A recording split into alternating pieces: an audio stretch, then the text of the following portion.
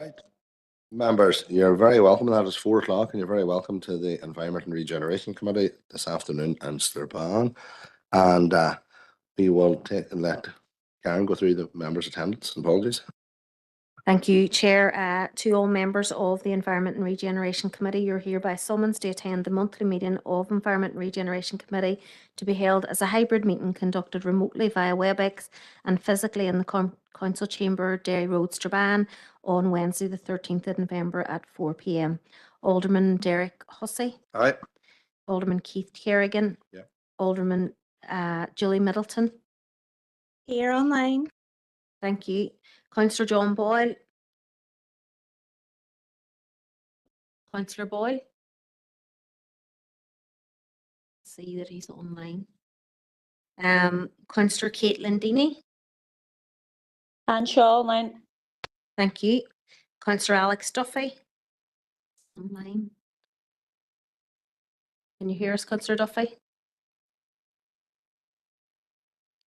Yeah. Councillor Sean Fleming. And Shaw. Thank you. Councillor Brian Hart. And Shaw. Councillor Emma McGinley. Apologies. Okay, apologies. Thank you. Councillor Rory McHugh. Shaw. Councillor Pat Murphy. Councillor Declan Norris. Councillor Martin Riley. Here. It's online. Yep, thank you. And Councillor Brian Tierney. Apologies. Apology. Okay, thank you, Chair. Online, Chair. Thank you, Councillor Duffy. Members, we'll next move on to item 3, broadcasting statement. I would like to remind everyone physically present at this meeting or in attendance remotely that this meeting will be broadcast live to the internet and will be capable of repeated viewing. The broadcast may be terminated or suspended in accordance with our protocol. Due to your attendance at this meeting, you're consenting to being filmed and to the use and storage of these images for broadcasting or training purposes and for the purpose of keeping historical records and making those records available to the public. Members and approved speakers are reminded to only have their mics and cameras on while speaking at the meeting and to use the chat facility to highlight a request to speak. A copy of the council privacy notice may be found on the council website www.derrystrabane.com. Members, item 4 is declaration of members' interest. If anyone wishes to make a declaration at this stage or declare as we raise items. Chair John Boyle here. Just apologies. I was having bother with the audio there just to record that I am present. Thank you. Thank you, Councillor Boyle. That's grand, members. We will take that. Moving on then, members, to item 5, which is chairperson's business, and there is none at this stage. So we will move then on to item 6, which is matters arising from the open minutes of the E&R Committee on Wednesday the 9th of October. Is there anyone in the chamber or online?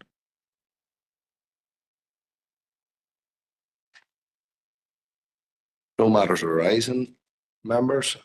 We will move on then to item 7, which is the New Sign Mills Regeneration Master Plan, and that will be Karen.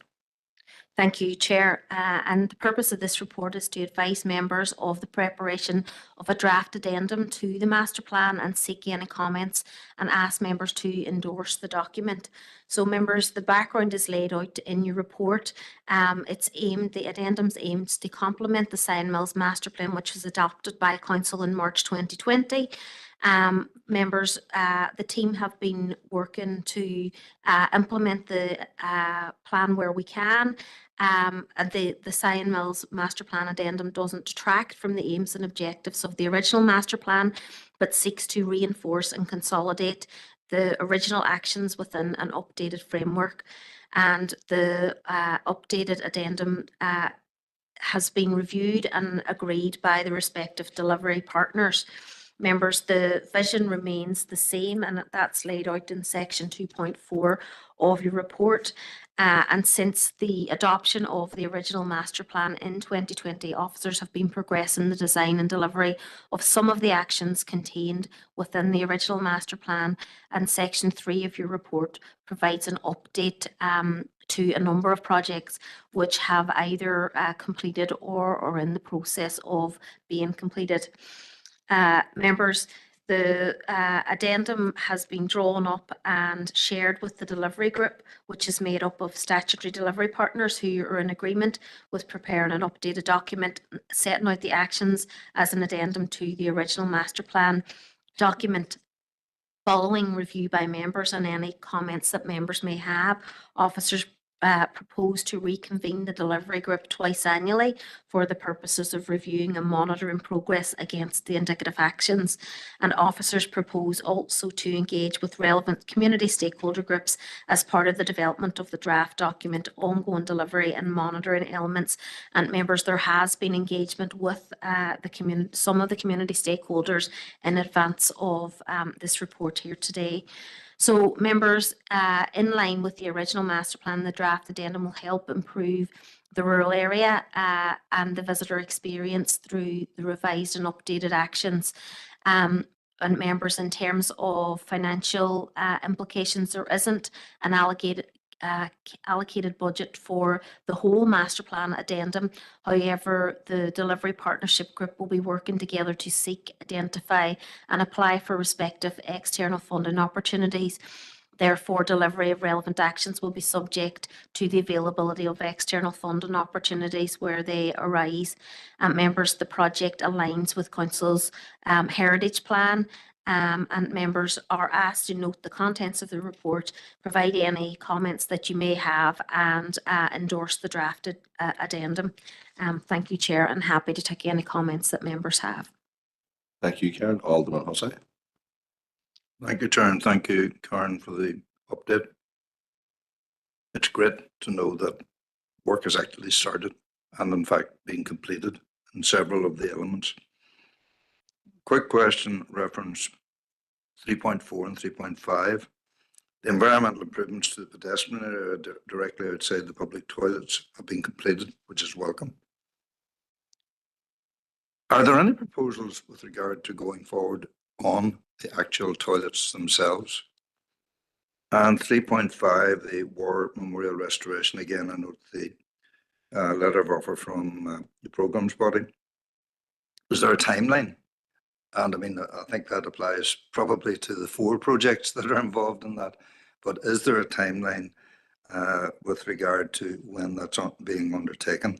Certainly welcome the meetings of the delivery group going forward.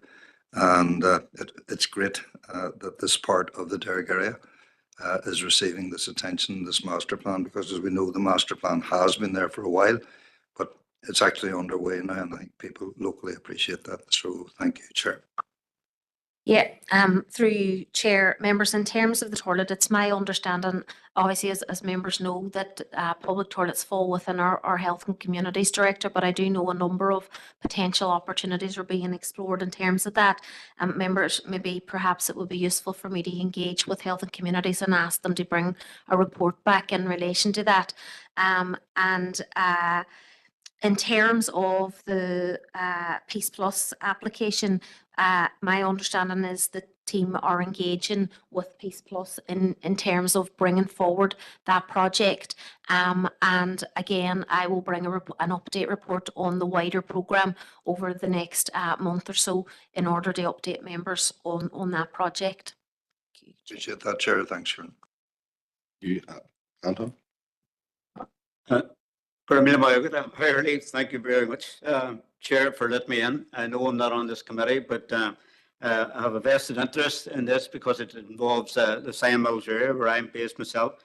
But I welcome the report, and Cyan Mills is definitely in need of an uplift, a facelift, and I know there has been some work carried out, but there's a hell of a lot to be done in Cyan yet. But I was looking at the Mornside walkway, Karen in particular. Do you see issues with leases or land in that? Has that been sorted out? Because we have a couple of issues at the minute, especially down around the river there, where you have mulrains and some of the walkways have been fenced off completely. Some of the green areas, the public's no longer have access to them, Will that all be sorted out? I know we've spoken about this before. Yeah, members, through you, our green infrastructure team are actively working in relation to that area, both in terms of engaging with the new owner of the site, in terms of how we work with them on both the green space areas and indeed the access. And I know certainly that the team are also engaging in terms of wider discussions with landowners in terms of trying to ensure that we are able to enhance access along the river, further along the path networks. So members, I will engage with the green infrastructure team and ask them to bring a report on to members in terms of updating where we are with that. But certainly I do know it's something that they are working on actively. Could I just ask another question as well? Do you see and we spoke about this before as well, do you see the mill, Mulrains have part of the mill, but the turbines, the hydraulic is owned by a different owner. And I think they might own now, I think they might own the lands where the football pitches are and the cricket pitch and that. Can we clarify any of that? Members, through you, I don't have that information available to me today. So we can certainly try and find that out. Obviously, that's all third-party owned lands. Council don't have a current interest in it. However, officers are working in terms of, you know, and trying to see where we can engage in terms of the current owners and, you know, any possible opportunities that might arise as a result of that. So we will update members as soon as we can in relation to that. So, thank you. Just Alderman Hussey on that point, and then Just bring in Councillor Hart. very, very quickly, as Councillor Hart will know, we know that the team have been working quite hard on this, and there have been regular meetings, although it's the Strabane end that is taking a lot of the time, but the whole route on that is being considered, and local representatives have been involved in that and been invited to come in on those meetings. Councillor Hart. Thanks, Chair. Just to endorse what my colleague Councillor Farrell and Alderman Hussey said about the report. It looks quite well for Siam Mills, and the Strabane, the Siam Greenway will be a great enhancement to the overall people of Siam Mills. And as Alderman Hussey says, we sit in a working group, and so that's kind of moving, that process is moving along quite well. So thank you. You, and just to confirm as well, it's good to see it. It's good to see that this plan been done up for Siam Mills. We've had a plan there done up recently for Newton Stewart, and it's good to see the movement then and the council taking the lead on doing this work and throughout the towns and villages throughout the district, outside of the city and Strabane as well. But members, we need a proposer and a seconder for this item. Alderman Hussey, Councillor Hart, members are content. We'll declare that item passed.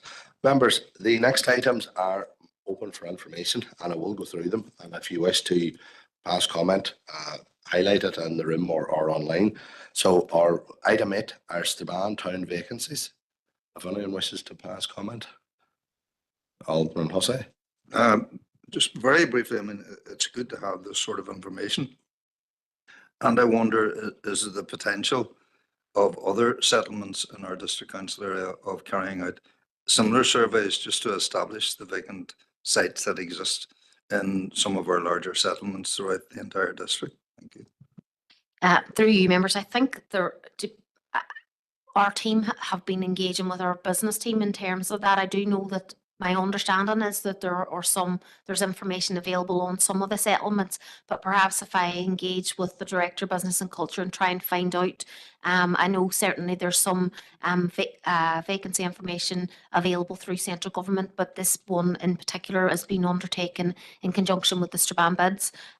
So it's, I suppose, a little bit more detailed depending on what they've done and a little bit more regular. And certainly it will be very useful for us in terms of, as we move forward with some of the major regeneration plans for Strabane, about how that impacts on these particular figures, etc., which hopefully will be a very positive intervention. However, I do know that there are some information, but I'll find out from Business and Culture, and then perhaps we can collectively come back to members accordingly. Thank you, Chair. I appreciate that response from the director. Some of us, yourself included, will know that, for example, when the paint scheme in Castleberg was being brought forward, there were issues as to vacant properties, etc., and not knowing ownerships, etc. So that sort of survey in all of our settlements will be extremely useful for any projects that council are taking forward in conjunction or partnership with others. Thank you. Thank you, Alderman Hussain and Karen. Councillor Hart. Thanks, Chair. Just looking at the statistics of some of the areas there, Abercorn Square, 30% vacancy rate, and Market Street, something similar. But as you mentioned, the public realm scheme and the city deal will be possibly transformative for these particular areas and will bring regeneration. So I think it's all positive going forward, and some of these vacancy rates will fall as part of that. So thank you.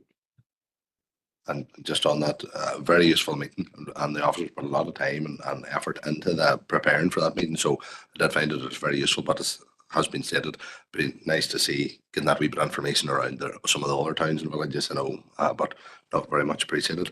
Members, item 9 is proposed provision of disabled parking.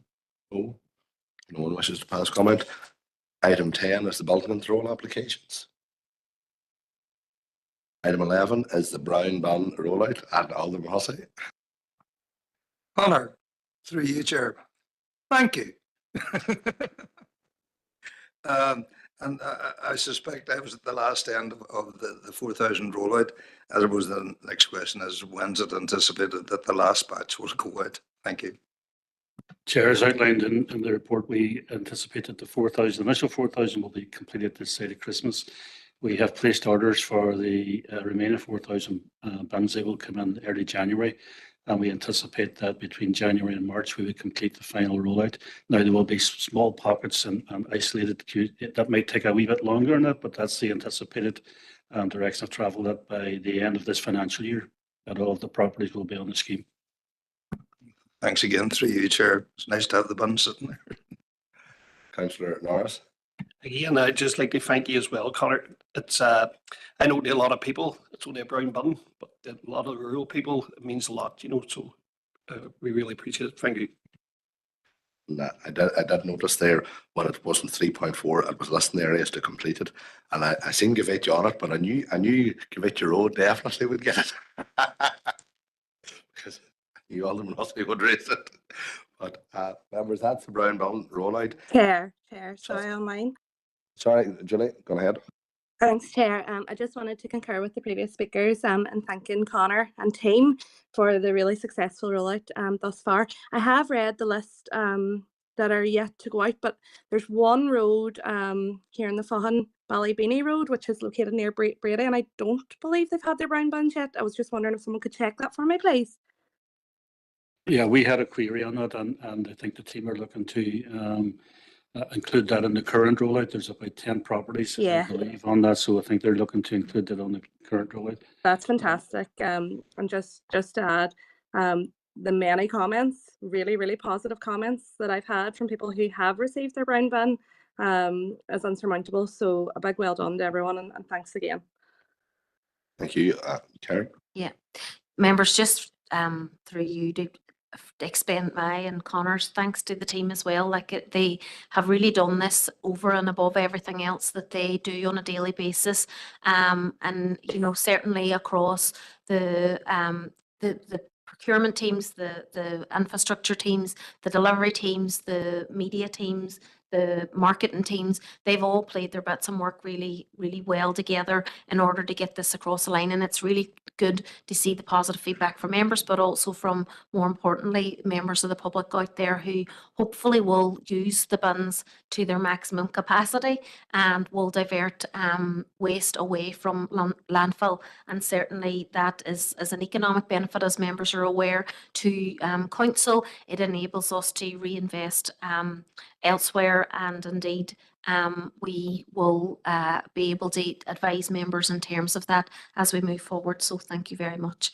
Thank you, Karen.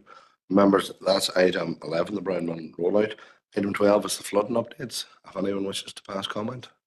Councillor Norris. Just attended a project, front project and the Playhouse recently. It was a fantastic project, you know, done for by the council and by the universities and the artist. And what it was artists went under the two, Newton Stewart and Eglinton, and done a project with the two groups. And one group done a poem, the other group done a song. It was excellent, and you could see the trauma. You could see there was nearly February, you know, that the project, you know, and it's fantastic, you know. So just want to commend the council for it. Thank you. Alderman Middleton. Thanks, Chair, for letting me in. My comments are probably much the same as I make month on month regarding flooding. We need to continue to put the residents and their concerns and their needs first and foremost, but also it can become a wee bit disheartening when the update is always the same, and 2026 seems a long way away. But look, the other side of that is I'm thankful that there is work underway. I just have a lot of residents who are really, really concerned that the next time a big storm comes, they're going to be sitting with their house just in a devastating position. So, but listen, we'll not make it all negative. Thank you for the update anyway. Thanks very much. Alderman Hussey. Thank you, Chair. I note on 3.5 that the feasibility study identified potentially economically viable scheme with regard to Derry City area. I do have to record disappointment that the Minister rejected any proposals that would alleviate the issue at Vaughan's Home in Newton Stewart. It's very unfortunate, but I would hope that pressure can be continued on that, and perhaps at some stage in the future, funds might become available to alleviate the situation that is there. A further issue is we also know that this time of year with leaves, etc., gullies, etc., can get blocked. I did notice a DFI team on the Drumquin Road in my own area out clearing gullies along that road where we have historic ponding more than flooding. But I would urge that this, you know, clearance of the gullies, particularly at this time of year, is continued to prevent the ponding of water and allow water to get away from wherever it may lie. Thank you, Chair. Yeah, members, through you, members, I'm sure that the team from DFI covered that last month whenever they were going through the report, and certainly, as always, if there's any particular areas that members are concerned about, then obviously you can contact DFI directly, or alternatively, if you want to come in through my office, then we can contact DFI on your behalf as well. So thank you. Thank you, members, and just to concur with the remarks and all the things he stated in regards to that, it was disappointing, but in regards to Vaughan's Home. But members, item 13 is the Maboy update, if anyone wishes to pass comment. In that regard, members, I will be looking for a proposer to go into confidential. Proposed by Councillor Hart, seconded Alderman Hussey.